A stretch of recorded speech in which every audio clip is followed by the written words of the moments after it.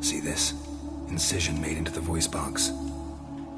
Indeed, so thin as to be nearly unnoticeable. A small, extremely sharp instrument.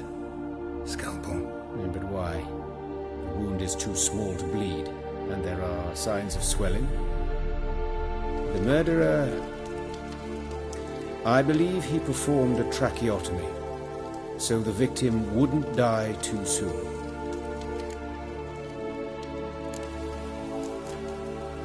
Let's examine his torso. What have we here?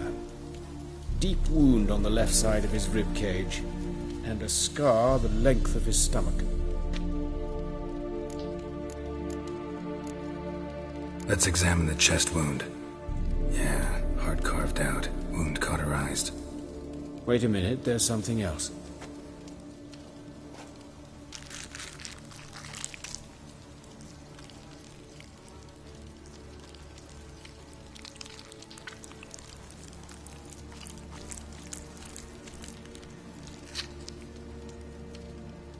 An egg from an amphibian. A salamander? Scorched but intact. I attended some lectures in herpetology as a student. Afraid I don't recall any amphibians that would lay eggs in corpses. So either Professor Cochrane was deeply mistaken, or this is our murderer's doing. Look at the scar. Wounds long and thin, an incision, but the edges are ragged. Means nothing. Look, no swelling, no bruises. An old injury, perhaps an accident in the workplace. Open the abdominal cavity. Due warning, it will stink of rot. Once fought a Zoogle up to my waist in sewage, so I doubt... Wait. Smells not rot. Formaldehyde. A medical novelty. Heavily diluted, it's remarkable at preserving organic tissue. In stronger proportions, it's more destructive than acid. Explains why there's no smell of decay, and why his throat's scalded.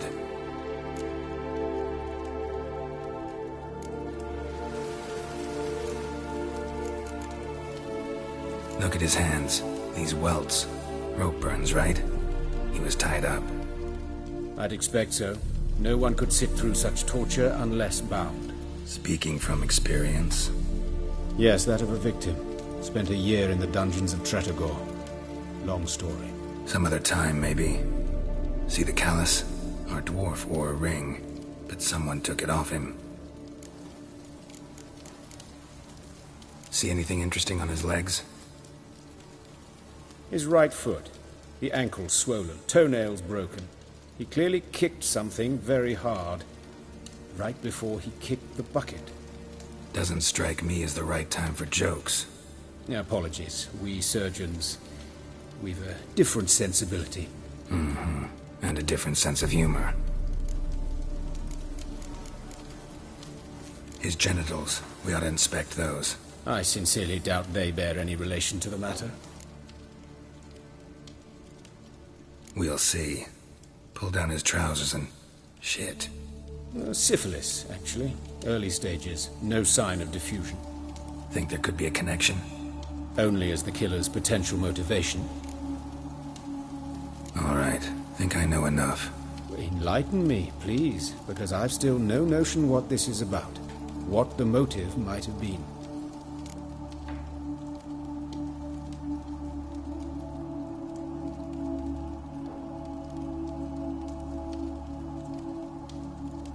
It's some kind of sick ritual.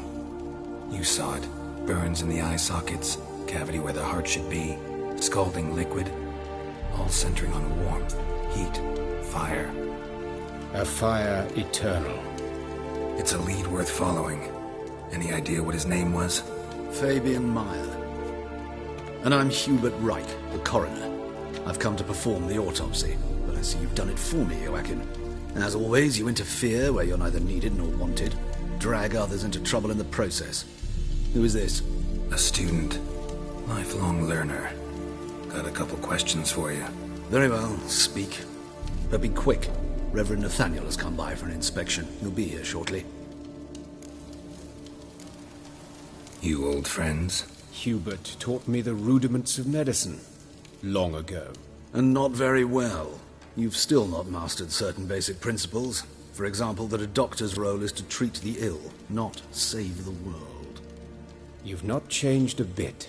A compliment? No, a statement of fact. 30 years, and you've not changed a bit. Woodcarver's body. Where was it found? It's important. Plan to investigate? Exciting. He died in his workshop south of the market square, just beside the gate to Far Corners. That poor Trebirates was attacked there. City's abuzz about it. But the woodcarver, Eustace the corpse collector, brought us the body. You should speak to him. Saw him just around the corner near...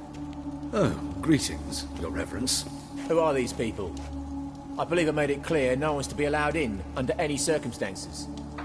You did, but they're friends of the deceased. Here to collect the body. Out of the question. Show them out at once. As Your Reverence wishes. Gentlemen, follow me. You shall leave via another route.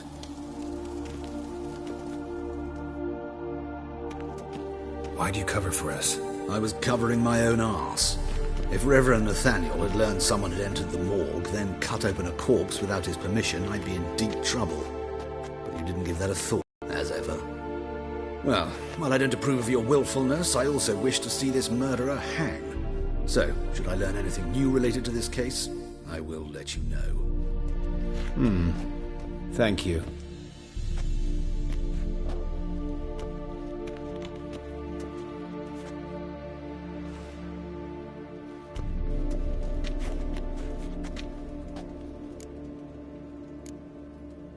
Nathaniel. Who is he? A scoundrel. A rogue. Like every man who wears the robes of the Eternal Fire. Most are scoundrels before they ever put on the robes. True in his case as well. Before he donned the frock, Nathaniel was a torturer. Delighted especially in torturing women. Later, Hierarch Hemmelfart appointed him to oversee the morgue. He deals with the temple guard, supervises cremations, conducts funeral masses in the temple on the Isle, and so forth. Dream job. Might have told me you know the coroner. We could have skipped the trip through